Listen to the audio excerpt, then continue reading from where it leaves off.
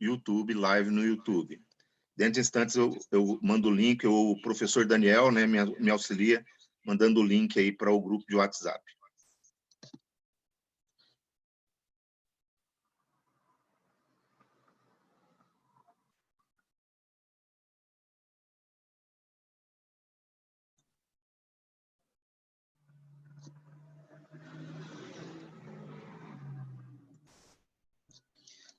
Muito bem, boa tarde a todos.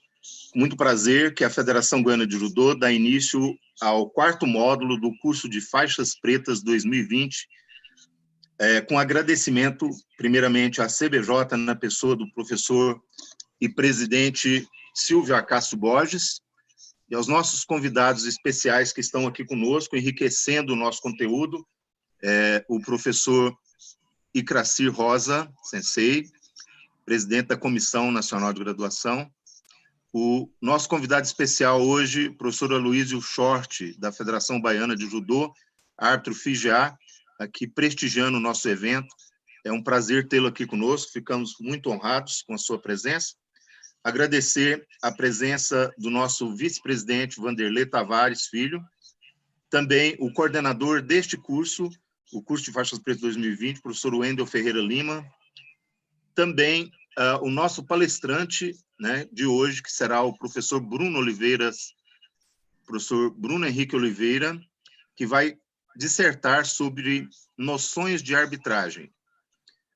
Antes da gente passar para o curso propriamente dito, gostaria de solicitar aqui, em poucas palavras, umas boas-vindas aqui, sempre como a gente faz, do professor Icracir, né? O professor Icracir é o nosso representante maior aí da Comissão Nacional de Graus e representa a CBJ aqui nesse intuito. Também lembrando que o professor Aloysio Short faz parte dessa Comissão Nacional de Graduação, né? Então, estamos aqui, mais do que oficializando aqui o nosso curso, né, com as presenças marcantes. Professor Icracir, com o senhor a palavra. Bom, boa tarde a todos. É uma satisfação, uma honra estar participando de mais um módulo com relação ao exame para faixas pretas da Federação da FEGOJU, Federação Goiana de Judô, na pessoa do Josmar Amaral. Quero cumprimentá-lo. Cumprimentando ele, cumprimento também o Aloysio Short, que é parceirão, membro também do Conselho Nacional de Graus, e o Bruno, que vai ser o palestrante de hoje, árbitro FIGEA, o Leonardo Stassarini também, toda a equipe de vocês aí, que fazem parte da Federação Goiana de Judô, aos candidatos, sucesso, aproveitem ao máximo. E eu também, como árbitro FIGEA, é uma honra estar na companhia de ilustres árbitros como o Bruno também, que vai ser o palestrante, e vai ser enriquecedor, com certeza. Então, um bom curso para todos, um abraço e é uma satisfação estar com vocês mais uma vez. Um grande abraço. Muito obrigado, professor Icracir, a honra é nossa. Passo a palavra agora, as palavras iniciais aí do nosso amigo e querido professor Aloysio Short, também faz parte da comissão do Conselho, né, Nacional de Graduação e também FIGEA, né? Uma grande honra, professor Aloysio Short. O som do senhor está ativado, né? Basta o senhor ativar aí no seu PC.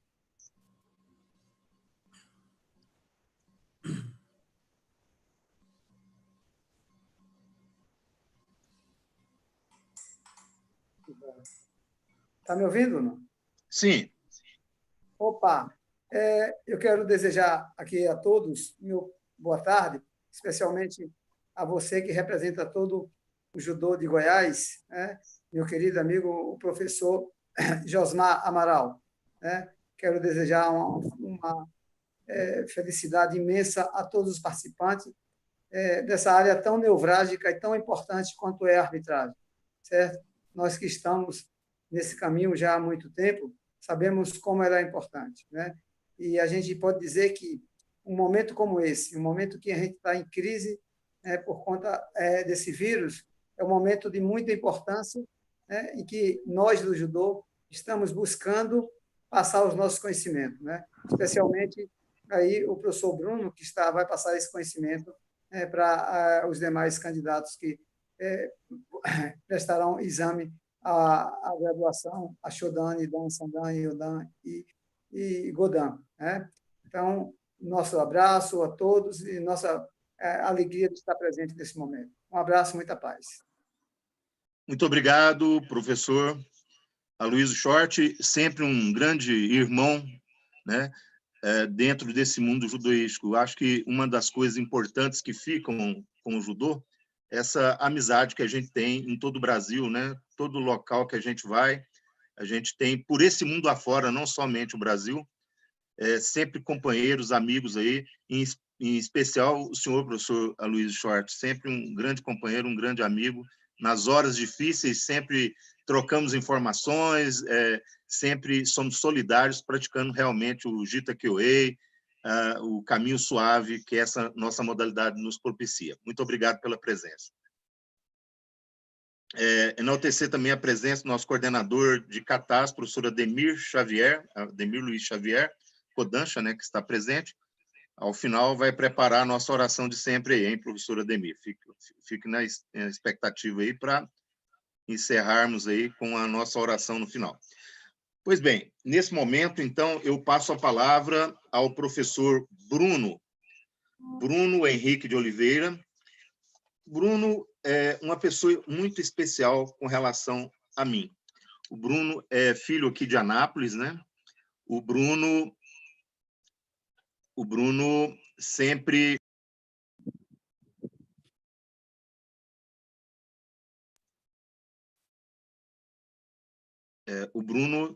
foi uma pessoa muito especial conosco. Ele veio de um instituto, né, num trabalho social que foi desenvolvido aqui em Anápolis, Associação Educativa Evangélica, Unievangélica, hoje tem curso até de medicina lá, através do professor Irancé Oliveira Silva, que foi seu professor primeiro, e a gente sempre fez muitos trabalhos juntos.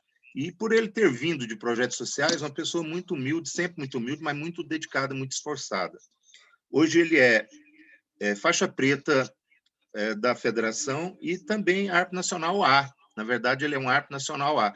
Veja bem a responsabilidade que ele está aqui hoje, né? Diante de árbitros FIGA, ele vai passar essas noções aí para vocês. É lógico que a arbitragem a gente aprende muito na prática. A gente tem que praticar muito, tem que estudar, né? As regras são importantes, a gente tem que estudar, mas a prática é aquela aptidão, não é todo mundo que vai ser árbitro, mas a gente tem que entender da arbitragem, não é todo mundo que vai ser sensei, vai ser professor de judô, né? Mas a gente tem que ter essas qualidades, um faixa preta tem que ter o mínimo possível de conhecimento. E o Bruno vai passar algumas informações para vocês, vai fazer um resumo aqui de toda essa parte de arbitragem. E a gente sabe que é muito extenso o tema, né? Quando a gente faz um curso aí de arbitragem, requer vários dias, não é? Em meia hora, uma hora que a gente vai passar tudo para vocês. Mas o Bruno fez um resumão aqui para vocês e vai passar, depois nós vamos fazer uma avaliação de tudo isso aí e vamos disponibilizar essa aula e o material didático, né? Todo o material foi disponibilizado, está com os senhores no grupo lá que a gente criou. E desejo apenas aqui sucesso ao Bruno, tá? E é com você, Bruno, o quarto módulo, Noções de Arbitragem da Federação Goiana de Judô, curso de faixas pretas 2020. Obrigado, sensei. Todos me ouvem? Sim, tá, ok. Então, eu queria cumprimentar todos os árbitros aí, na pessoa do professor Aloysio Short, né? Tive a oportunidade de conhecer o professor em 2018, já tinha visto, mas tive a oportunidade de ficar mais próximo dele no exame que eu fiz para Nacional A em 2018, em Salvador. Cumprimentar também o professor Icracir, né, a brilhantar nosso evento. E também eu não posso deixar de cumprimentar o nosso vice-presidente, Vanderlei, nosso filho de ser atuante, né, e a todos aí que estão fazendo esse módulo aí. A responsabilidade é grande, certo? Tanto que eu tenho conversado bastante com o professor Leonardo, né? Tudo que eu vou fazer em questão de arbitragem, eu gosto de conversar bastante com o professor Leonardo, bastante com o professor Michel, são os dois que estão à frente da federação aí e conduzem brilhantemente esse grupo. Lembrando que o professor Leonardo deve estar aí uns 16 anos à frente dessa coordenação e formou aí, hoje eu posso dizer que Goiás tem um dos grupos mais coesos e mais unidos do Brasil. A gente tem um grupo onde a gente discute tudo, se tiver briga, fica lá entre a gente mesmo, se tiver que tomar cerveja depois, vai tomar cerveja, ou suco, ou a água, ou a Coca-Cola, igual o Vanderlei, né? Mas, e aí eu não poderia começar a explanação sem antes dar uma mensagem aqui para vocês. Nós somos judocas, né? Como o sensei Josmar falou aí, eu vim de um projeto social, né? Minha prima me levou para esse projeto social, comecei lá com o professor Erancé, passei posteriormente, o sensei Wendel Lima assumiu, e aí depois conheci sensei Josmar, conheci sensei Wesley aqui de Anápolis, né? Que era a oportunidade da gente fazer alguns treinos. Enfim, pessoal, a mensagem de hoje é o seguinte, isso eu carrego para o judô e levo aonde eu vou. Transforme energias negativas em energias positivas. Se alguém te fez mal hoje, ou está falando mal de você, não é nesse momento que você vai brigar, é no sucesso. E aí eu vou dar um exemplo básico aqui. Quando eu comecei a arbitrar, algumas pessoas chegavam no sensei Leonardo e falavam assim, eu não sei para que você está deixando o Bruno arbitrar ainda. Eu não sei para quê. Aí o sensei Leonardo só falava uma coisa assim, primeiro, ele tem que aprender. Segundo, se eu tirar ele daqui, eu não tenho árbitro para arbitrar. Né? Naquele momento era assim. E hoje, como eu disse anteriormente, eu fiz meu curso para árbitro nacional A em 2018, 2019 o certificado chegou, e aí essa mesma pessoa que falava com o sensei Leonardo para me tirar, que não prestava, por aí vai, chegou em mim, nossa, nacional A, parabéns, nossa, você é muito competente. Então, assim, não é na derrota que você discute. Mostre o seu sucesso para essa pessoa e, posteriormente, né, você vai ser agraciado e ela vai te elevar, tá? Então, agradeço a oportunidade a todos e aí vamos começar, então, vou começar passando para vocês o material. Lembrando, assim, que é noção de arbitragem. O professor Leonardo, juntamente com o professor Michel, foram para Honduras, começo do ano, e trouxeram, o professor Leonardo já trouxe todo o material das atualizações. Então, eu vou dar uma noção, o que você precisa saber para você ser árbitro. Né? É o primeiro momento aí, juntamente com a arbitragem. Tá? Deixa eu compartilhar aqui com vocês.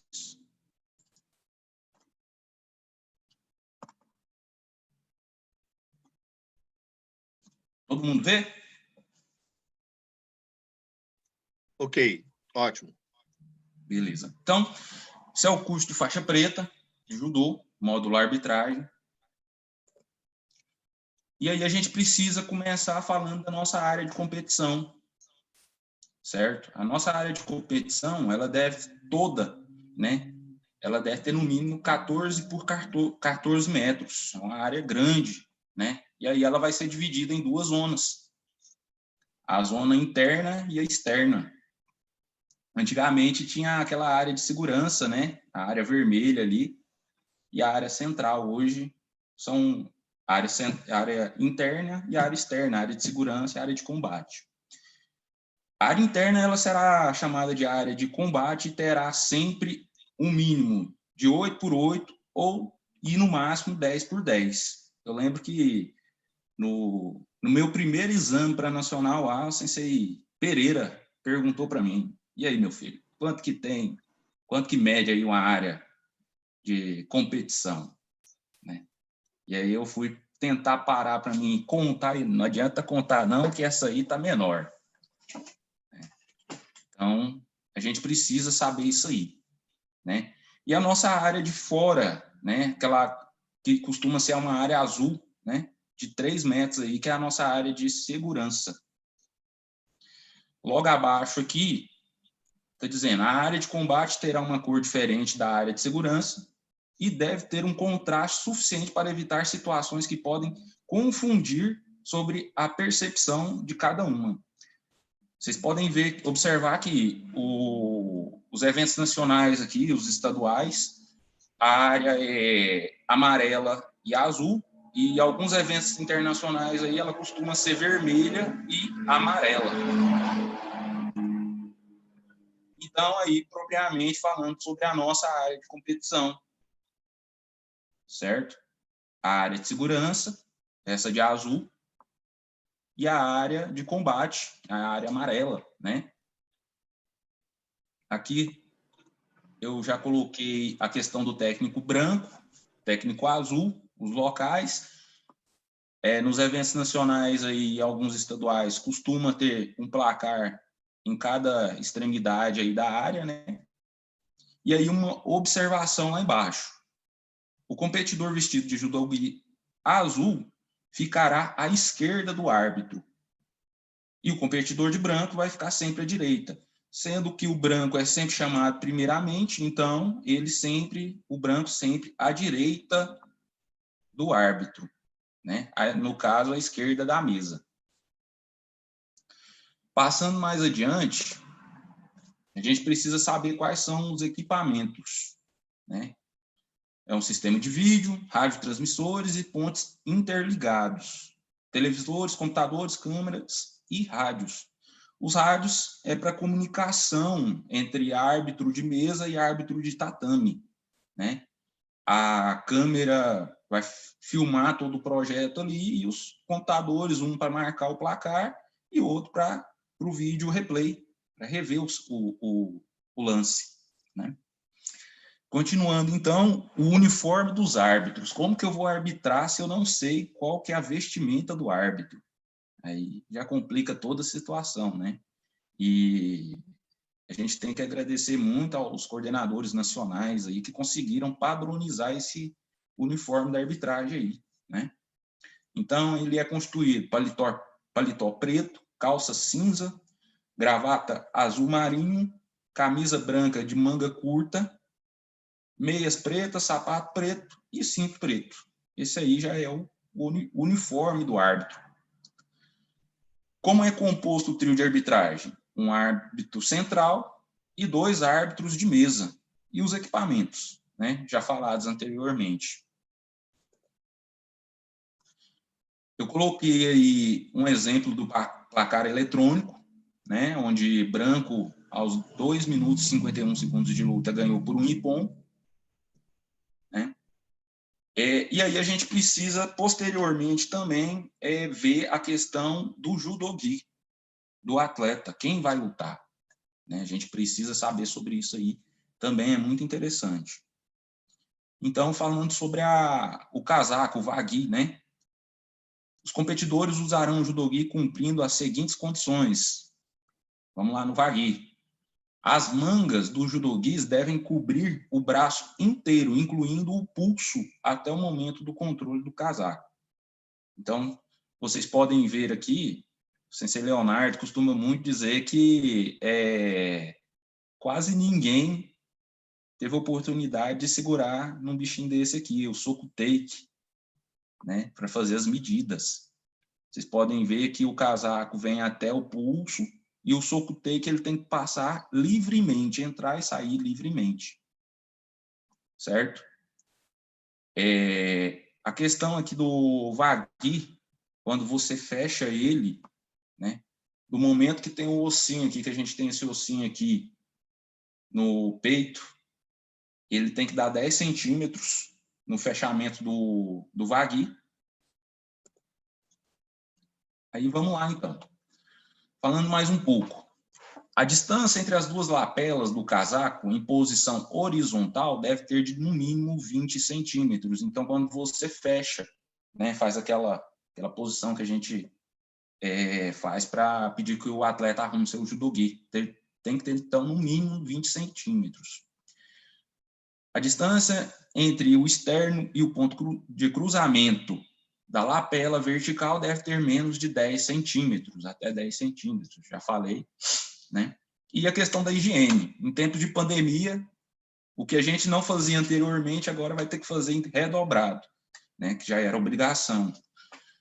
O judogi deve estar sempre limpo, geralmente seco e sem cheiro desagradável. As unhas dos pés e das mãos devem ser cortadas, bem curtas. A higiene pessoal do atleta deverá ser impecável. O cabelo comprido deverá ser amarrado de modo a evitar qualquer inconveniente para o outro competidor. O cabelo deve ser amarrado com um elástico de borracha ou de material parecido e livre de quaisquer componentes rígidos ou metal. A cabeça não deve ser coberta, exceto em caso de bandagem médica. Árbitros e oficiais. Geralmente, o combate é conduzido por 3 árbitros. Um árbitro de tatame, que está conectado através de um sistema de comunicação de rádio com os outros 2 árbitros de mesa, que assistem às lutas sob a supervisão da comissão de arbitragem. Os árbitros serão assistidos pelos responsáveis, pelos placares, cronometristas e encarregados pelas ordens das lutas.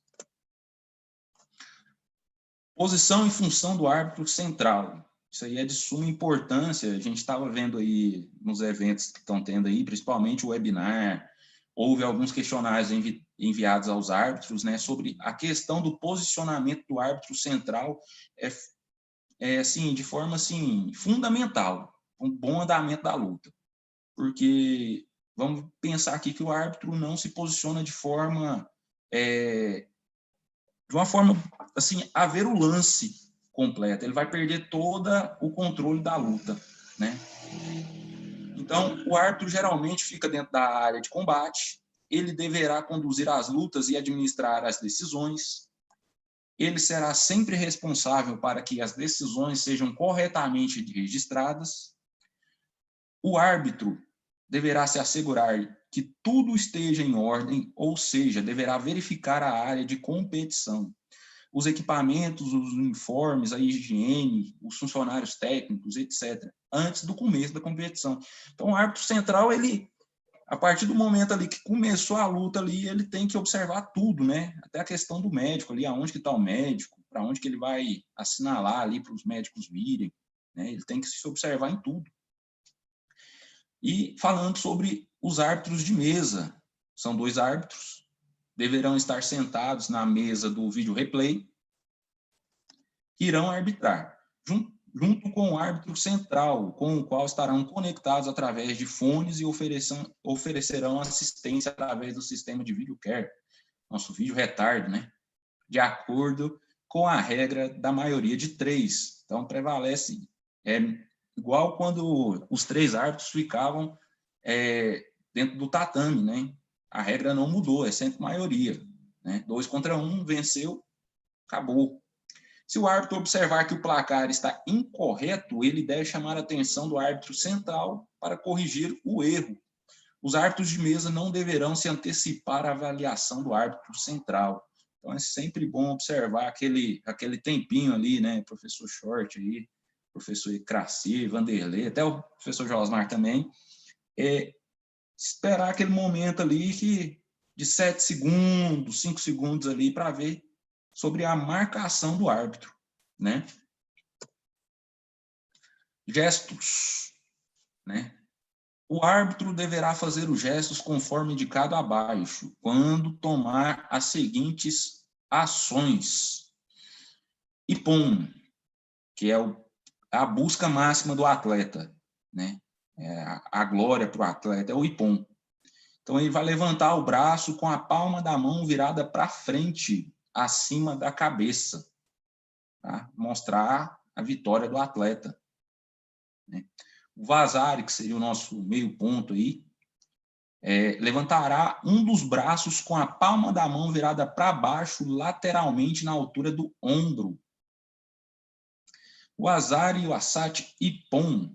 Primeiro o Vazari e depois o gesto de Pom. Então, você fez o Vazari, veio à frente e Pom. O Saikomi deverá apontar com a palma da mão voltada para baixo em direção aos competidores. Isso em Neuasa, né? Um atleta imobilizou o outro de Honkezagatame, que é a nossa básica aí, acho que todos aprenderam ela. Então, viu ali que houve o controle, né? O Saikomi e o Toketá. Então, Toketá levantará um dos braços para a frente e o moverá da direita para a esquerda rapidamente 2 ou 3 vezes, enquanto estiver inclinando o corpo em direção aos competidores. Então, isso aí é para direcionar que houve o fim da imobilização do Saikomi, né? Lembrando que não é o Saikomi, Toketá, Mate. Você tem que deixar o Neuasa ali fluir, né? Não é porque o atleta imobilizado tomou um Saikomi e saiu dele que a luta parou ali, não. Ele pode ter uma reversão, o atleta que perdeu a imobilização pode conseguir outra coisa, então tem que ter um tempinho ali, a gente tem que estar um pouco ciente sobre isso. Hikiwaki. Hikiwaki levantará uma das mãos no ar e trará para frente do seu corpo, com o polegar para cima e manterá lá por um tempo. É uma questão do... Acontece isso muito na questão da luta, das competições por equipe, né? O empate. E o Mate levantará uma das mãos na altura do ombro, com um braço aproximadamente paralelo ao tatame e mostrará a palma da mão, com os dedos para cima, ao cronometrista, à mesa, né? Aos árbitros que estão ali também. Para indicar o cancelamento de uma opinião expressa, deverá repetir com uma mão o mesmo gesto enquanto levantar a outra para cima da cabeça, para a frente e acenar da direita para a esquerda 2 ou 3 vezes. É o nosso toriqueixo, né? A gente, por exemplo, eu marquei um vazar e aí eu quero tirar, né? Então, eu faço o toriqueixo e aí depois eu coloco a outra pontuação. Errei um Ippon e vou tirar ele, aí eu vou colocar o Vazari, por exemplo, né? Continuando, para indicar o vencedor de uma luta, levantará uma mão com palma para dentro, acima da altura do ombro, em direção ao vencedor. Entregar ali a vitória ao vencedor, né? Para indicar ao competidor reajustar o judogi, cruzar a mão esquerda sobre a direita, palmas das mãos voltadas para dentro, na altura da faixa. Então, terminou a luta ali, ou você precisou chamar um médico, houve alguma luta, alguma dúvida na mesa que você precisa ir lá, que não aconselho ninguém a fazer isso, né? Então, você dá uma AT e pede para os competidores arrumarem seus judogis. Para chamar o médico, deve ficar de frente para a mesa do médico, acenar com um braço, palma da mão para cima, da direção da mesa do médico para o competidor lesionado, né? A gente erga a mão, o médico vem e você aponta para ele, lembrando que a gente tem que ficar ali acompanhando a questão do tratamento do médico ali. Se precisar retirar o atleta para fora, por causa desse atendimento médico, quem vai acompanhar isso aí costuma ser os árbitros de mesa, né? Ou um auxiliar. Para atribuir uma penalidade, Shido, Hansoku-make, apontar para o competidor a ser penalizado com um dedo indicador estendido a partir de um punho fechado. Então, é aquela questão ali do apontar o dedo, né? A gente aponta o dedo ali para o competidor, né? Sobre o Shido, lembrando que a gente, para cada situação, há um gesto diferente. Muitas das vezes o atleta precisa tomar um Shido por não compatibilidade, você faz o gesto de por exemplo, de falso ataque, né? E aí é onde os técnicos costumam ficar bravos com a gente. Mas ele está atacando, mas fez um ataque falho, né? Um ataque falso, né? A não compatibilidade deverá rodar com o movimento para a frente, os antebraços na altura do peito e, em seguida, apontar com o dedo indicador no competidor a ser penalizado. Aquela questão, né? Gesto. Falso ataque deverá estender ambos os braços para a frente, com as mãos fechadas e, em seguida, fazer uma ação para baixo com ambas as mãos. Localização das áreas. Isso aí aconteceu na questão do quais são as técnicas válidas dentro da área e quais são as que não são válidas, né? No caso, fora da área. Isso aí já teve atualização sobre isso no seminário de Doha e Honduras esse ano, né? E o professor Leonardo passou isso no começo do ano e eu nem vou tocar sobre esse assunto não, para não estender. A duração dos combates, né? Então, sênior, masculino, feminino, sub-21, masculino, feminino, sub-18, masculino, feminino, tem a duração de luta em 4 minutos. Lembrando que o Golden Score é infinito. Falando sobre o tempo de descanso, o descanso do competidor é de 10 minutos de uma luta para outra, certo? E aí vamos falar um pouco sobre o tempo morto. Tempo morto é o tempo decorrido entre o anúncio do mate e o hajime. E tem aqueles casos específicos, muito difícil hoje da gente ver, que é o sonomama e o yoshi. Acontecem geralmente em neuasa. Possivelmente um árbitro viu aí, vamos dar um exemplo aí, que um árbitro viu um atleta que estava imobilizando e colocou o dedo no olho de quem estava sendo imobilizado, né? Então, há um tempo atrás, aí dava ali um sonomama, observava a situação, consultava os árbitros, depois yoshi, né? É o comando para que não se movam, né? E o sinal do fim de tempo. O fim do tempo estipulado para a competição será indicado ao árbitro por uma campainha ou sinal sonoro similar. Os nossos placares hoje fazem esse sinal, né? Então, é bem tranquilo aí. Terminou a luta, o sinal toca, o árbitro já observa, soremade, e já pede que os atletas dirijam até suas marcas. Tempo de Osaikomi. Ippon, para conseguir o Ippon, a vitória, né? 20 segundos, e o Wazari de 10 a 19 segundos. Lembrando que, só voltar aqui, se o atleta já tiver um Wazari e ele conseguiu segurar ali 10 segundos ali, já é anunciado o Wazari, o Asati e Ippon, né? E termina a luta. Osaikomi simultâneo com o sinal do fim do tempo. Então, a luta ali está 5 segundos para terminar e o atleta consegue segurar ali no Osaikomi. Você dá o Osaikomi ali. E aí? Terminou a luta e o Osaikomi prossegue ou não? Ele tem que prosseguir, né? Até o final ali, até quando o adversário conseguiu o Wazari ou o Ippon, ou então até que o atleta consiga sair rapidamente ali, né?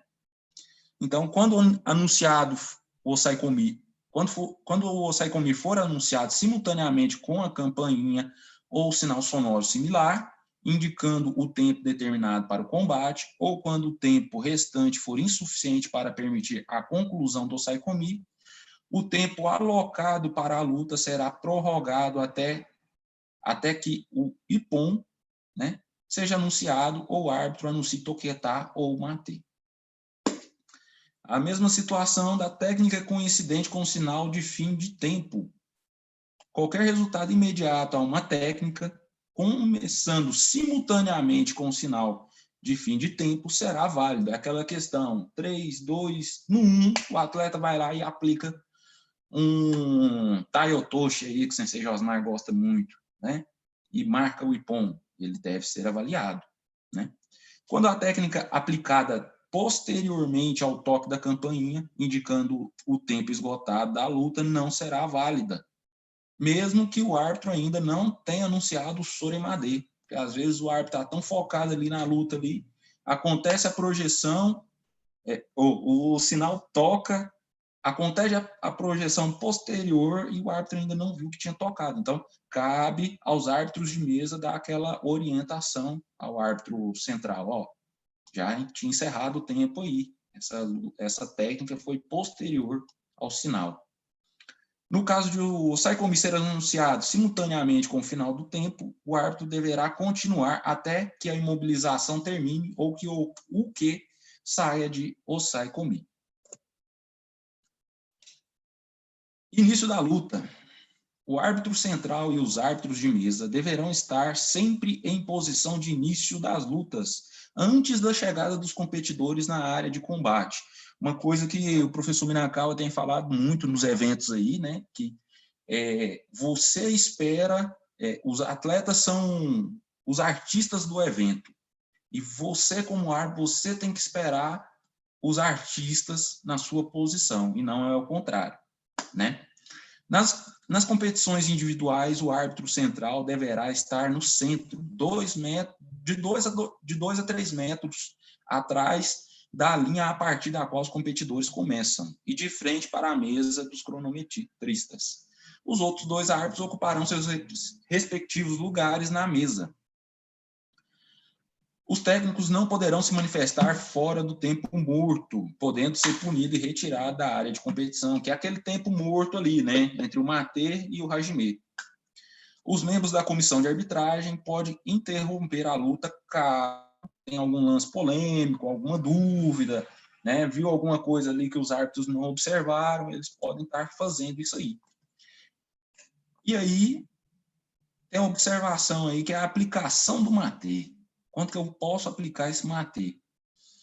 O árbitro que anunciou o Matê não deverá perder de vista os competidores, caso eles não ouvirem e continuarem a luta ou se um incidente surgir. É aquela questão, eu dou o Matê e volto lá para o meu lugar e deixo os atletas lá. Eu não posso fazer isso, eu tenho que acompanhar. Mesmo porque os atletas não podem passar nas minhas costas, eu tenho que estar sempre de frente para os atletas. Que eu ainda não vi na minha história de árbitro isso acontecer, mas vamos pensar aqui que um atleta não se dá bem com o outro lá e você dá uma Matê e aí começa uma agressão ali. Então você tem que observar ali a luta, ter essa sensibilidade.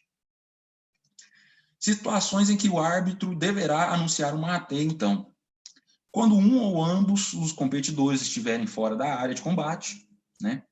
Quando um ou ambos os competidores executarem um dos atos proibidos, quando um ou ambos os competidores estiverem lesionados ou doentes, quando não houver progresso evidente durante o neo-azar, quando um dos competidores começar a realizar todos os movimentos preparatórios para uma técnica de combate ou luta, o árbitro deverá anunciar imediatamente o Matê, tentando parar e não deixar o competidor terminar a ação, né?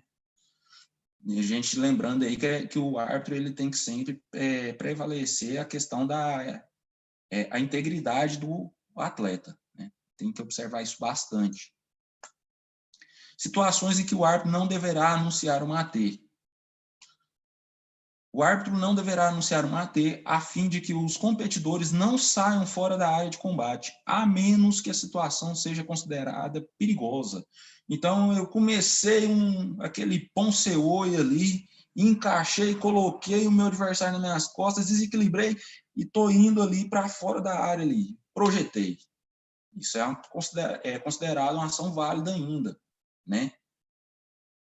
Então, eu não posso dar uma AT nessa situação, a não ser que, em caso específico, tem uma pessoa ali perto da área de combate, vai cair, ou que esteja acontecendo um combate, uma outra luta, está ali próximo ali, o árbitro vê que os atletas estão indo naquela direção, então é uma questão de segurança, dar uma AT antecipada ali, né?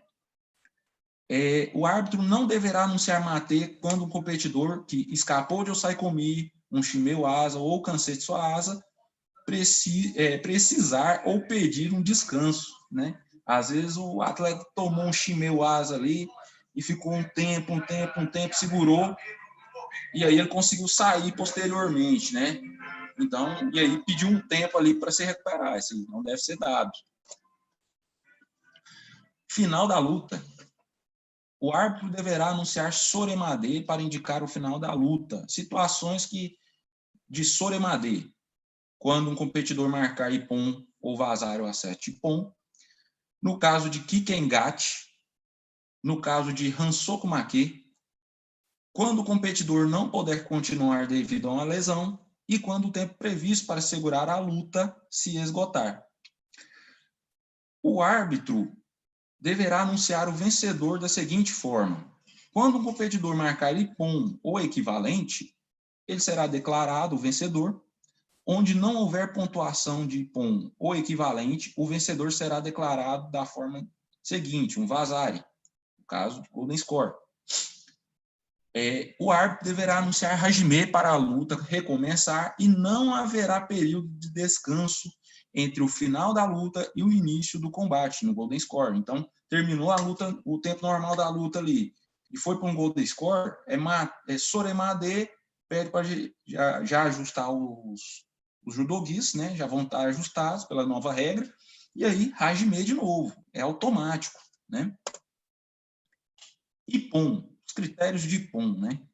Será dado quando o atleta jogar seu oponente de costas, aplicando uma técnica ou contra-atacando seu oponente com a considerável habilidade com máxima eficiência. E aí, os 4 critérios do Ippon: velocidade, força, sobre as costas e o controle com habilidade até o término da projeção, né? Acontecia muito.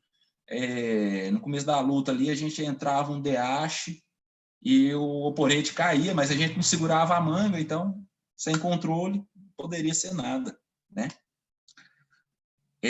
O Asat. Se um competidor obtiver na luta um segundo Wazari, o árbitro deverá anunciar o Wazari, o Asat, Ippon, né, Soremade. E o Vazari, que será dado quando um dos 4 critérios para Ippon não estiverem totalmente presentes. Então, faltou a força, faltou a velocidade, faltou sobre as costas, né? Ou faltou o controle ali, considerado um Vazari. E tem a questão também de quando o projetado cai e interrompe ali o giro de costas, né? Ele cai de lado ali, mas ele para a projeção, consegue interromper a projeção. Isso aí também é considerado um Vazari. Vanderlei, tá dormindo? Osaikomi. O árbitro anunciará Osaikomi quando, na sua opinião, a técnica aplicada correspondente aos seguintes critérios: o competidor agarrado deverá ser controlado pelo seu adversário e deverá ter as costas, ambos os ombros ou um deles em contato com o tatame. O controle poderá ser feito de lado, por trás ou por cima. O competidor que está aplicando o golpe não deve ter nem a perna, nem o corpo controlado pelas pernas do adversário. O competidor que está aplicando o Osaikomi deve ter seu corpo na posição Keza, Shiro ou Ura. Isto é semelhante às técnicas de Kezagatame, Kamichirugatame ou Uragatame. Bruno, uma consideração. O Vanderlei está no Sonomama. Já ouviu falar? Difícil esse aí. É só para descontrair um pouquinho. Tem gente que está no Sonomama, está no sono, né? Eu tô achando que isso é muito sono, viu? Depois do almoço, o nego vai dando sono. Tem que acordar. Vai dormindo, vai caindo, assim, ó. Nos Estados Unidos, o Pedro já deve ter almoçado faz horas, né, Pedro? Dá só um sinal positivo, né? Tá acordado, né? Então tá jóia. Só para alertar um pouquinho essa turma aí. O professor Icraci tá ali de costas para o mar. É um privilégio, hein, professor Icraci? Parabéns aí por esse mar bonito, viu? Tô com inveja. Continua, Bruno. Desculpa aí te intrometer. É para alertar esse povo aqui, senão não quero ninguém dormindo, não. Viu? Tá certo. Vamos lá, então. Continuando, então. Situações... eu falei sobre o Osaikomi, né? e os atos proibidos e penalidades, né? As atualizações que a FISH propõe, todo ano tem, mas tem alguma coisinha ali que ela engloba ao Shido. Aí eu coloquei questões assim, sobre as introduções à arbitragem mesmo, tá? O que a gente precisa saber para começar a arbitrar, tá? Então, os atos proibidos estão divididos em infrações leves e infrações graves. Infrações leves são punidas com Shido e as infrações graves com Hansoku Make. O Hansoku Make, lembrando que ele pode ser acumulativo, né, por Shido acumulativo, ou pode ser direto. O árbitro deverá aplicar as penalidades de Shido ou de Hansoku Make em função da gravidade da infração, foi o que eu acabei de falar. Durante a luta, haverá 2 Shidos e o terceiro será Hansoku Make, 2 advertências e o terceiro será uma desclassificação. Os Shidos não valem ponto para o adversário, aquela questão que tinha antigamente, né? Você ganhava um Shido, iam colocar para o adversário, segundo Shido, parece que aí um Yuko, o terceiro Shido, Vazari, e por aí ia. Toda vez que o árbitro aplicar uma penalidade, ele deverá demonstrar, através de um simples gesto, a razão da penalidade. Então, grupo de infrações leves, o Shido. O Shido é aplicado a qualquer competidor que tenha cometido uma infração leve, como já foi falado. Evitar intencionalmente o kumikata, a fim de evitar a ação no combate. Adotar de pé, após kumikata, uma postura excessivamente defensiva. Fazer uma ação destinada a dar a impressão de um ataque, mas que mostra claramente que não houve intenção de jogar o seu adversário, o falso ataque. Falso ataque é considerado quando Tori não tem intenção de aplicar um golpe, Tori ataca sem kumikata ou imediatamente liberar o kumikata, Tori faz um único ataque ou um número de ataques repetidos sem alterar o equilíbrio do uke. Tori coloca uma perna entre as pernas do uke para bloquear a possibilidade de um ataque, né? Isso aí são situações aí que podem acontecer, tá? Em posição vertical, segurar continuamente a extremidade da manga do adversário para uma finalidade de defensiva ou agarrar, bloquear a extremidade da manga. Quando o adversário está segurando ali para entrar um sodete surikomi goshi, ele abaixa ali os braços ali, né? Ninguém vai fazer nada, nem ele e nem o oponente. Em posição vertical, manter continuamente os dedos do adversário de uma ou duas mãos entrelaçados, a fim de evitar qualquer ação no combate, ou pegar no pulso ou nas mãos do adversário, para evitar a pegada ou o ataque. Será punido através do Shido. Desarmar internacionalmente o próprio judogi, desatando ou reatando a faixa ou calça sem a permissão do árbitro.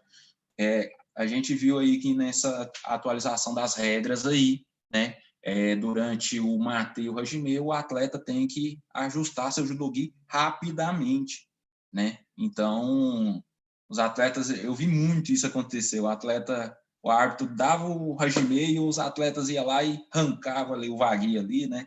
Então, isso aí é punido como um Shido.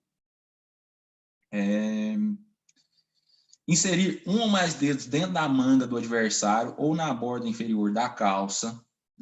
Isso acontece muito em Neuasa.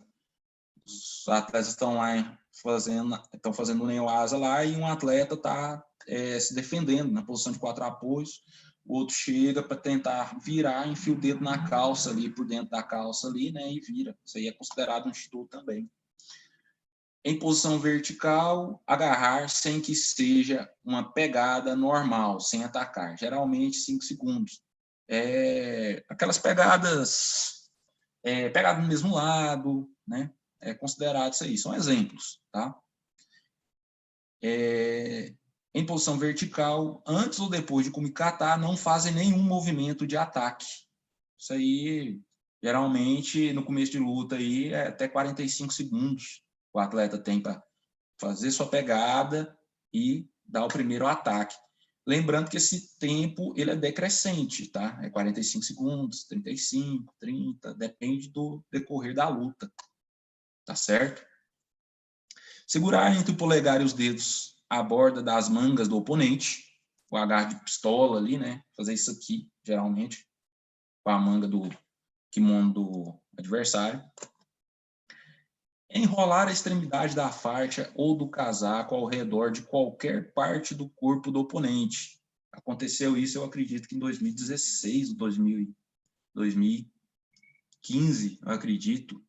Acho até que foi a Rafaela Silva que foi fazer um estrangulamento e pegou o próprio judogi e foi entrelaçar ali para fazer o estrangulamento. Agarrar o judogi com a boca, o próprio ou do oponente, né? Morder ali, né? A roupa do colega ou a sua. Colocar a mão, braço, pé ou perna diretamente sobre o rosto do adversário, isso aí é quase uma agressão, né? Colocar um pé ou uma perna na faixa, na gola ou na lapela do adversário. Aplicar shimewaza usando a parte inferior do casaco ou da faixa, utilizando apenas os dedos. Sair da área de combate ou forçar intencionalmente o adversário a sair dela. Aquela questão do empurra, quando que o atleta empurra e quando que ele é empurrado, né? Quando que ele sai, né? A gente entendeu, depois de muita conversa, que se os atletas, um deles está com o braço esticado e está indo para cima do outro e o outro está saindo da área, né, e está fazendo uma forcinha ali, isso aí ele está empurrando.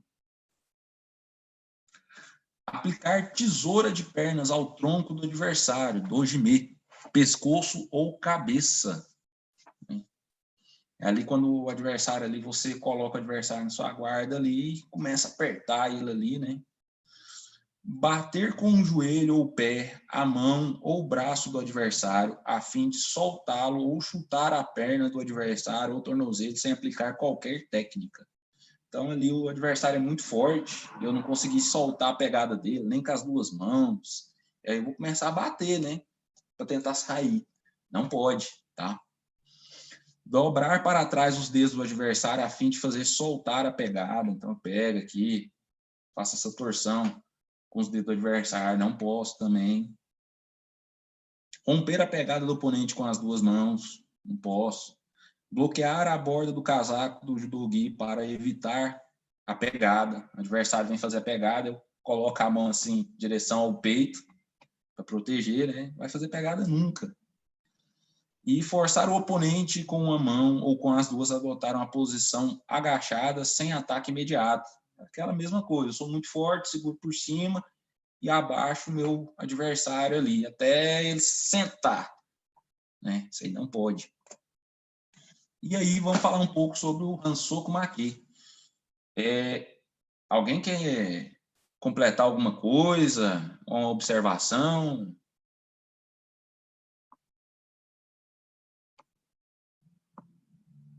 Bruno, ao final, a gente vai deixar um tempinho aí para algumas, se alguém tiver alguma dúvida, né, que a arbitragem é muito na prática. Aí, ao final da sua exposição, sua aula altamente expositiva, né, e a gente deixa um espaço para alguma pergunta que queiram fazer, né? Pode correr sua aula tranquilamente. Se alguém quiser deixar no chat também alguma pergunta, pode deixar no chat, tá bom? Vamos lá, vamos que vamos. Vamos lá, acabando. Hansoku Make, então. O Hansoku Make é atribuído a qualquer competidor que tenha cometido uma infração grave ou tenha recebido 2x12 e comete mais uma infração. Aplicar Kawazugaki. Acontece muito na situação que se aplica um Osotogari, não funciona, e entrelaça ali o pé ali na perna do oponente ali e tenta jogar, né? Isso aí é um Kawazugaki. Aplicar Kansetsu Waza em qualquer outro lugar que não seja a articulação do cotovelo. Isso aí o pessoal do jiu-jitsu costuma fazer isso muito. Articulação no tornozelo, no dedo, no punho. A gente só pode no cotovelo, tá? Levantar do tatame o adversário que esteja deitado nele e levá-lo de volta para o tatame da Kiwagi. né, que é o bate-estaca nosso, né? A gente levantava o adversário lá e soltava de novo. Desrespeitar as instruções do árbitro, fazer comentários desnecessários, observações ou gestos pejorativos ao adversário ou ao árbitro durante a competição. Fazer qualquer ação que possa pôr em perigo ou lesionar o adversário, especialmente o pescoço do oponente ou a coluna vertebral, ou agindo contra o espírito do judô. Cair diretamente no tatame enquanto aplicar uma técnica. Aplicar técnicas como o de Hishigi, o Akigatame. Então, apliquei um Akigatame em pé ali e eu fui direto para o tatame. Arrebenta o ombro do colega. Mergulhar de cabeça no tatame, o diving, dobrando para a frente e para baixo ao executar e tentar executar técnicas como Ultimata e Harai-Goshi. Eu lembro que uma vez eu estava na competição aqui, Sensei Josmar, que era o árbitro, eu apliquei um Ultimata e o Sensei me deu o Hansoku Make, por causa do mergulho. Né? Lembro disso, Sensei.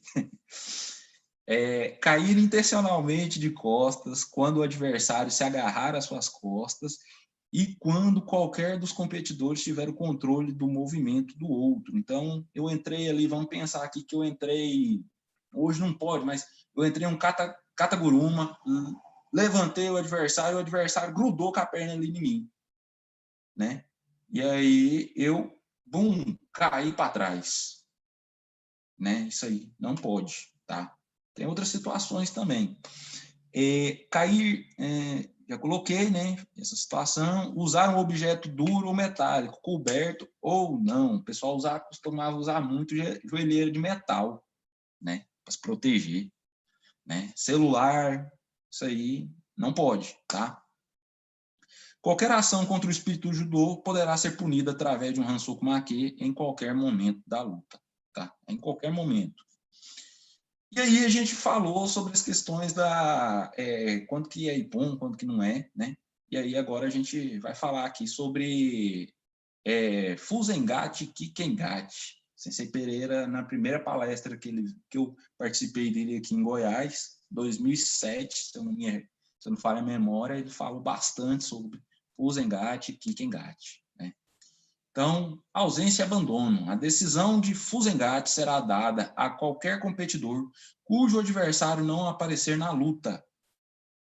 Um competidor que não esteja em posição inicial de combate depois de 3 chamadas a 1 minuto de intervalo perderá a luta. Então, Fusengate é para aquele atleta que não compareceu até o Shaiju para lutar, né? E a decisão por Kikengate será dada a qualquer competidor cujo adversário sair da competição por qualquer motivo durante a luta. E aí vamos dar um exemplo aqui de abandono, né, de Kikengate. No caso de um competidor perder suas lentes de contato durante a luta e não poder recuperá-las imediatamente, e se ele informar logo o árbitro de não poder continuar competindo sem as lentes de contato, o árbitro dará a vitória ao seu adversário por Kikengate, após a consulta com os árbitros de mesa.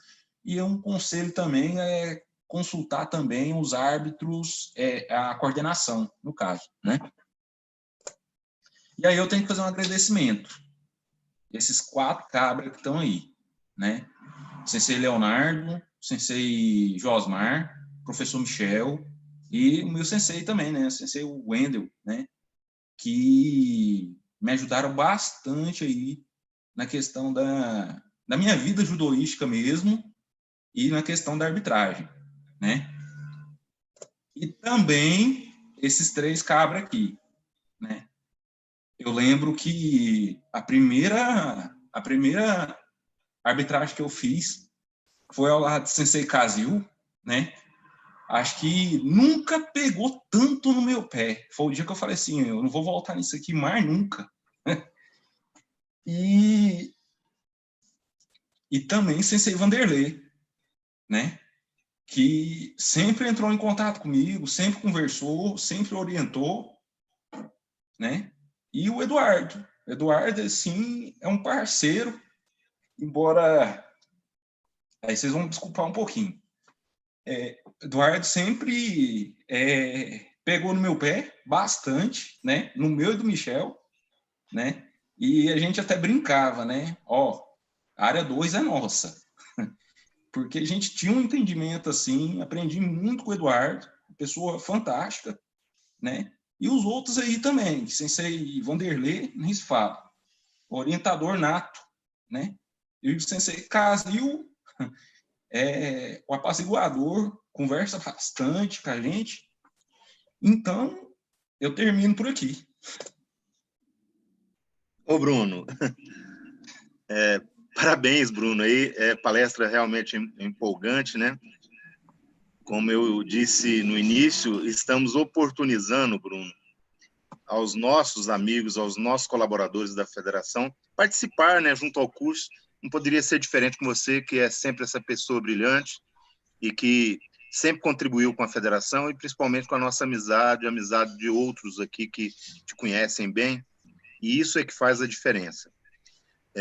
Eu vou passar aqui, tivemos algumas indagações aqui, tem uma indagação do professor Icracir, viu? Eu vou pedir que os demais permaneçam com os microfones desativados. Vou ativar aqui, destacar o vídeo do professor Icracir, porque a pergunta seria para o senhor. Quem faz a pergunta é o professor Marcos Lima, árbitro aspirante à FIGE, né? Aqui do nosso estado, muito atuante como árbitro, vai em vários campeonatos brasileiros. Deixa eu ver aqui o que ele me falou mesmo. Ele me disse aqui... Deixa eu achar a pergunta dele aqui. Está aqui no bate-papo nosso. Tem juízo técnico.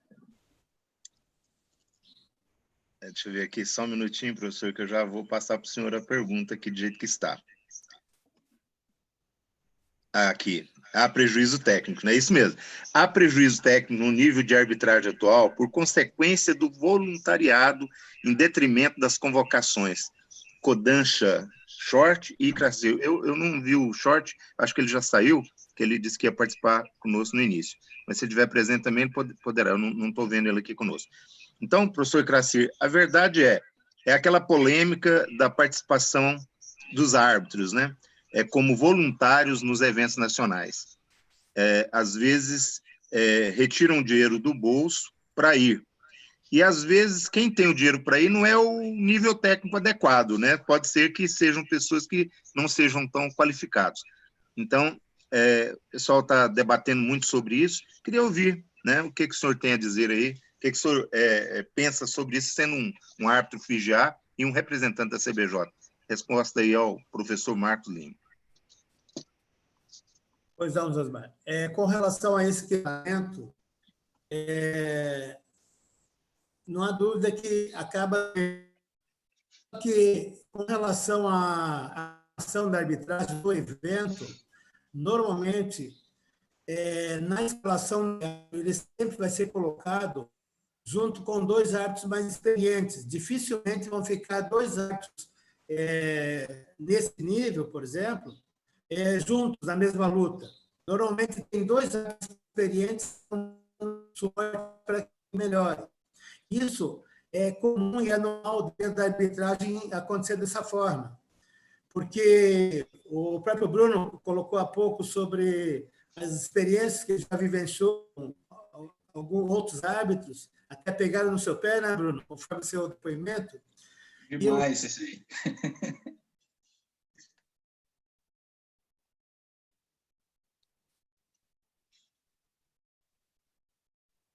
Professor Icraci, parece que teve um probleminha no áudio.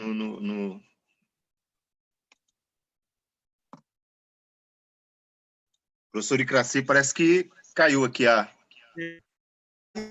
Não estamos ouvindo, professor Icraci. Estão ouvindo agora? Sugiro o senhor desativar o vídeo, que aí às vezes a internet melhor. Pode ser que a internet esteja um pouco fraca. Isso. Pode continuar, professor Icraci.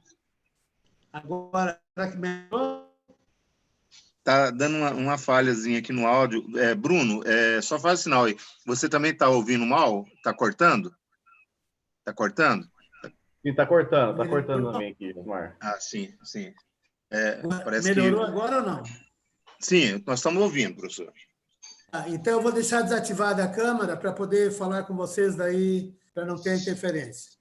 Isso. Então, é o seguinte, com relação a essa parte, normalmente, quem está na coordenação tem o cuidado de escalar esse árbitro entre dois mais experientes, para que os atletas não sejam prejudicados. Então, normalmente é dessa forma que é feito em relação a nível nacional, por exemplo, os árbitros experientes que estão na coordenação, sempre usam desse artifício, dessa forma. É uma das estratégias que se usa para dar condições e para que esse árbitro ele venha a aprender, venha a desenvolver o melhor desempenho dele em termos de arbitragem. Então, essa oportunidade tem que ser dada. Porque, querendo ou não, se ele se dispôs a ir nesse evento, aí vamos coibir, vamos evitar dele participar. A gente sabe, às vezes, que tem outros árbitros que teriam mais condições até, mas não têm condições de estar lá presentes. Então, a competição tem que acontecer. Então, o meu ponto de vista com relação a isso, eu acredito que acabe não atrapalhando, porque sempre terá dois árbitros mais experientes juntos. Agora, se não for tomado esse cuidado e deixar dois árbitros com uma menor experiência atuando numa luta, aí pode sim acontecer, dependendo da luta. E tem lutas que são bem mais acirradas, lutas que o nível técnico é bem equiparado, então pode acontecer isso. Então, essa é a minha postura com relação a isso. Eu acredito que não vai ter problemas não quanto a isso aí, não vai interferir na parte técnica dos atletas, das lutas também. Exatamente, professor Icracir. A gente vê que a CBJ vem constantemente buscando melhorar. Se tem esse tipo de ação, com certeza é para melhoria da arbitragem. Eu vejo por esse lado.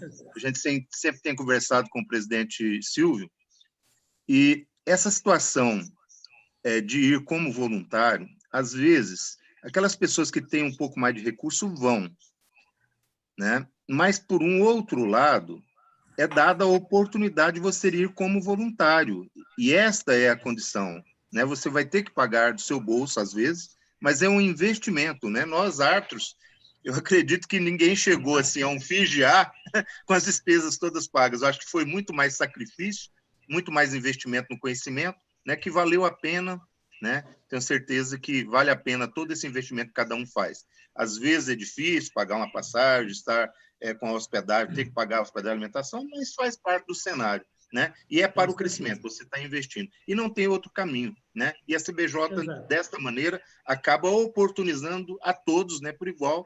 Quem tem condições de ir, vá, participe, arruma recursos, às vezes as federações que têm condições, vai lá e ajuda, né? Nós aqui já ajudamos algumas vezes alguns árbitros, né? Então, é dessa maneira que a gente evolui, não tem outro meio. A mesma coisa no lado técnico, né? A gente tem que investir, né? Eu tenho um professor aqui que fez o curso da FIGE, foi online, a boa parte dele, mas teve um momento que ele teve que ir lá para o México, né? Ele gastou 15 mil reais para investir no curso técnico, né? Então, valeu a pena? Valeu a pena, porque ele adquiriu um conhecimento muito grande e tudo isso aí faz o crescimento, né? É igual aqui hoje, eu contei aqui, nós já chegamos todo dia, a gente está aproximadamente com 50 pessoas participando do nosso curso, dia de sábado à tarde, a gente se reunindo aqui, já estamos a 1h15 da reunião, da nossa live, e quem está aqui participando é porque realmente está investindo no judô, está querendo aprender, né? Uns aprendem mais, outros aprendem menos, né? O nível, às vezes, deixamos aqui hoje o professor Icracir, que é um FIGA, o professor Heloísio Short, um FIGA, né? Professor, alguns árbitros que estão aí, aspirante a FIGE, que seria o caso do Marcos, mesmo o Vanderlei, que é FIGE-C, às vezes tem um pouco mais de experiência de participação, mas não podemos ceifar nenhum dos senhores que estão aqui, que estão atuando na arbitragem, de poder crescer. Então, estamos oportunizando, queremos o Bruno daqui a pouco sendo um FIGA, né? Eu recebo essa graça, Sensei. Não, vai chegar lá. Depende de você, né? Depende dos senhores. E cada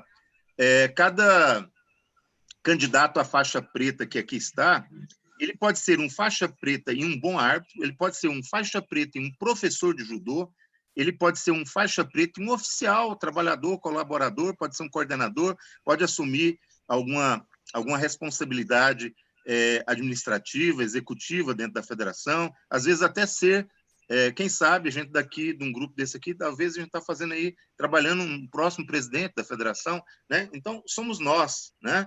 E, nesse sentido, quero parabenizar todos os senhores, né?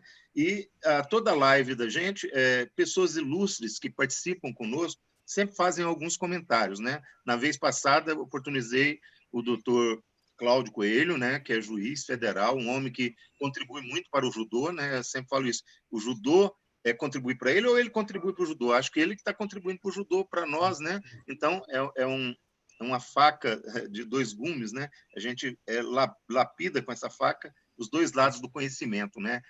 Eu tenho um ditado no judô que eu gosto muito. Professor e alunos, professor Iraci, estão sempre aprendendo, né? Quando eu ouço aqui o Bruno, eu aprendo muito com o Bruno, pela sua simplicidade, pela sua determinação, pela sua vontade de crescer, né? E por ter essa coragem, né, de vir e ministrar um curso. Pela primeira vez em Goiás, nós estamos aqui com o Nacional A, fazendo um curso desse aqui, ministrando um curso. Geralmente é o Leonardo, que é FIGA, que já tem excelência, né? Às vezes o Michel, que é FIGB, que tem muito conhecimento, é bom para explicar, mas daqui a pouco a gente vai ter um João Cita, nós vamos ter um Marcos, nós vamos ter outros aqui participando e contribuindo com a formação dos nossos faixas pretas, porque o futuro do judô está aí nas mãos dos senhores faixas pretas. E lembro do Sensei Shozawa que dizia, né? Quando você pega a faixa preta, entrou aí preta primeiro dan, professor Icracir, você está engateando no judô, você não aprendeu a andar, não. Agora que você vai aprender a engatear no judô, né? Para você andar, vai demorar ainda, tá? Então, temos que ter essa humildade na aprendizagem. O conhecimento humano, ele é muito vasto. Dentro do judô, nem se fale. São livros e livros escritos, são trabalhos e trabalhos científicos, né? O judô é essa ferramenta ímpar, essa ferramenta que educa, né? Que a gente faz judô, né? Pelas lives. Olha que coisa legal, nesse momento de pandemia, nós estamos aqui praticando judô, praticando arbitragem, praticando conhecimento, porque judô é conhecimento, judô é adocicar a vida, judô é educação, né? A todo momento a gente aprende com judô. E eu gostaria de ouvir aqui, então, oportunizando as pessoas que participam conosco, as celebridades, eu gostaria de ouvir a doutora Giovana Piloto, né, que é delegada de polícia aqui no estado de Goiás, colega nossa aqui da Polícia Civil, e eu gostaria de ouvi-la sobre o curso, né? Sempre bom a gente ouvir as pessoas, né, que estão participando das lives, como ouvintes, e saber o que estão achando de todas essas palestras anteriores e do curso hoje do Bruno, né? Faz aí as suas colocações, doutora Giovana, bem-vinda. Boa tarde, Sensei, está todos ouvindo? Sim. Tá. Eu quero agradecer, né, ao Sensei Josmar, a Figoju, né, por dar essa oportunidade da gente estar fazendo esse curso, né, de faixa preta. Agradecer meu esposo, Sensei Pablo, né, eu comecei judô com 39 anos, né, então comecei tardiamente, e para mim é uma grande oportunidade, todas as palestras, né, todos os módulos, grande aprendizado. Parabéns, Sensei Bruno, né, pelos ensinamentos do senhor. Ontem, o Sensei Pereira, né, eu já tinha tido uma oportunidade de conhecê-lo pessoalmente, trouxe grandes ensinamentos para a gente, principalmente com relação à humildade, e que eu vejo do judô, como o Sensei Josmar colocou, né, nós aqui, né, que estamos pleiteando a faixa preta, na verdade é um primeiro degrau, né? O judô nunca acaba, né? O judô é um caminhar mesmo pela vida, né? E eu, assim, acompanho o trabalho do meu esposo, né, Sensei Pablo, né, no Judô Chá em Itapuranga, e me encantei pelo judô, né, me encantei porque eu vejo que o judô realmente transforma, né, a vida, né, das crianças, a vida das pessoas, e sobretudo, Sensei Josmar, agradecer, porque através do judô, né, essas amizades, né, então agradecer a todas as pessoas que estão presentes, né, nesse curso, nesse momento que a gente está tão isolado, mas esse curso faz a gente se aproximar, né, faz a gente estar junto, né, faz a gente estar aprendendo. Então, assim, agradecer a todos e dizer que tenho aprendido muito, e eu sei, né, que só estou muito no começo, mas é um grande caminhar aí, e é muito bom, porque o judô, onde a gente vai, a gente sempre tem amigos. Obrigada a todos. Muito bem, doutora Giovana. Muito obrigado pela participação da senhora. Ficamos lisonjeados com tantas personalidades ilustres, né, participando de nossos eventos. Sempre nas nossas lives, né, a gente sempre está dando as dicas, né? O professor Icracir deve lembrar, né? Eu estou com um livro na mão aqui, Judô in Action. É em inglês, né? Você me diz que é difícil a tradução do japonês para o português, né? Então, traduziram para o inglês, eu fui lá e comprei na época esse livro aqui. Deixa eu ver que ano que foi. Acho que deve ter edição dele aqui. É muito antigo, né? Esse aqui 72. me parece... deixa eu ver que se eu descubro aqui, rapaz. 72. 72. 72, exatamente. Mas aí eu não fiquei atrás, não, professor. Eu fui lá e comprei um em português. Aí melhorou muito a minha aprendizagem. E temos aqui também um é Tatiwazá, né? Nagewazá, na verdade, e aqui o Katame-Wazá. Temos o Katame-Wazá e o Nagewazá, na verdade, né? Então, de vez em quando, eu vou ficar mostrando alguns livros aqui para despertar o interesse da turma em ler, né? Eu acho que judô é isso aí, tem que ter leitura, tem que ter comprometimento, aperfeiçoamento. A leitura é uma grande maneira da gente conquistar sabedoria, né? Essa é a verdade. Parabenizo mais uma vez o professor Bruno. Vamos encerrar a nossa live de hoje e gostaria de pedir ao professor Ademir o encerramento com aquele agradecimento a Deus por ter dado essa oportunidade para nós de estarmos todos aqui participando. Boa tarde, todos. Saudações, ouvindo? Ademir. Saudações, amigos. Todos ouvindo aí? Sim, todos, estamos ouvindo, professor Ademir. Ok. Eu vou iniciar agradecido a todos, desde o Icracir, o Short, a todos aí. Dá uma alegria muito grande revê-los. E eu vou perguntar uma coisa. Nós estamos casados com o judô? Sim ou não? Casados e muito bem casados, viu? Então, não só com o judô, viu? Então a nossa Ademir, oração... eu acho que casado não. Acho que é mais que casado, né, cara? Então exatamente. Então tá, beleza. Vou falar para você que eu recebi uma vez do professor Miura, dizendo assim, nós judocas temos um grande problema. Nós somos bígamos. Quando constituímos o casamento civil, nós já éramos casados com o judô. É isso? É uma realidade. Então, eu vou, dentro da oração que eu vou dirigir agora, pedindo a Deus que nos abençoe, vou lembrar a palavra do Bruno. Parabéns, hein, Bruno? Responder às críticas com a apresentação de sucesso obtido pela manutenção do foco naquilo que você se propôs a realizar em prol do bem da comunidade, tá bom? Então, vou falar aqui, está em 1 Pedro, na Bíblia, deveres dos esposos cristãos. Então, nós somos casados com o judô, e o dever é esse, sejamos todos de um mesmo coração, compassivos, amantes dos irmãos, misericordiosos, modestos, humildes, não retribuindo mal por mal, né, Bruno? Nem maldição por maldição, mas, pelo contrário, bendizendo, pois para isto nós fomos chamados, a fim de que possuamos a bênção como herança. O que quer amar a vida e viver dias felizes, refreie sua língua do mal, e os seus lábios não profiram o engano. Aparte-se do mal e faça o bem. Busque a paz e vá após ela, porque os olhos do Senhor estão sobre os justos e os seus ouvidos estão atentos às suas orações, mas o seu rosto está contra os que fazem o mal.